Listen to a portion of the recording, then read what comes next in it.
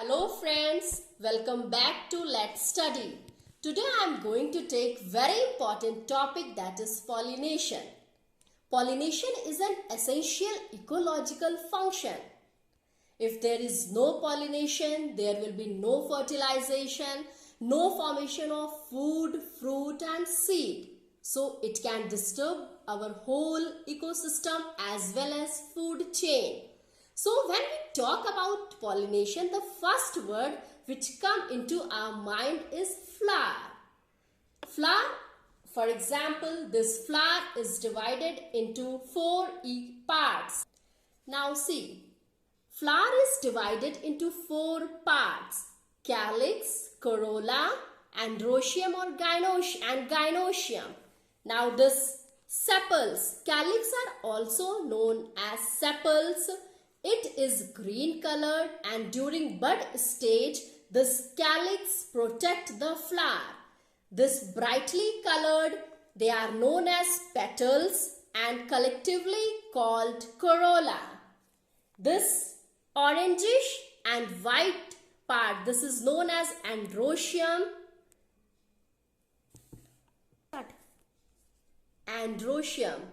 Androsium is also known as stamen. It is male reproductive structure of a flower. Can you see all this androsium? It is divided into two. I will show you in this flower. See, this is known as filament, green structure, long structure, and at the top of filament anther is there. Inside anther there is pollen grains, which is male reproductive cells. Now come to the gynoshia. Gynoshia, also known as pistil.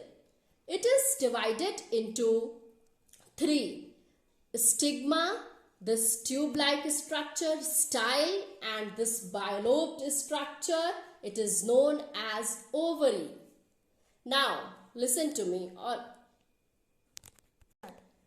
Gynoshia is female reproductive structure.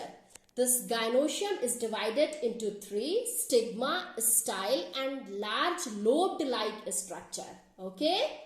Now, this sticky structure is known as stigma. This tube-like structure is known as style, and this large lobed structure, it is known as ovary.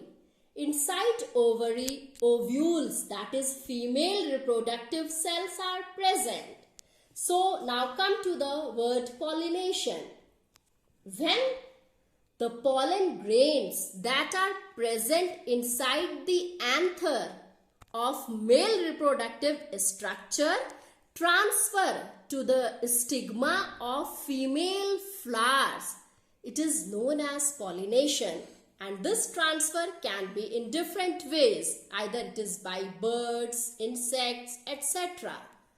There are two types of flowers: complete flowers and incomplete flowers. See, in this hibiscus flowers, all the four structures are present. That is sepals, petals, gynoshia and androsium. So it is known as complete flowers.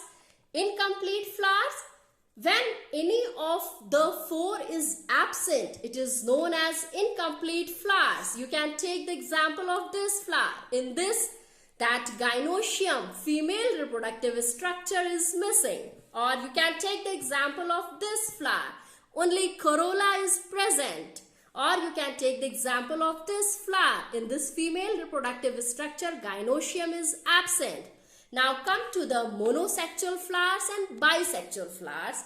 Monosexual flowers are those in which either male reproductive structure, that is androsium, or female reproductive structure, that is gynoshia, is present. Only one should be present there.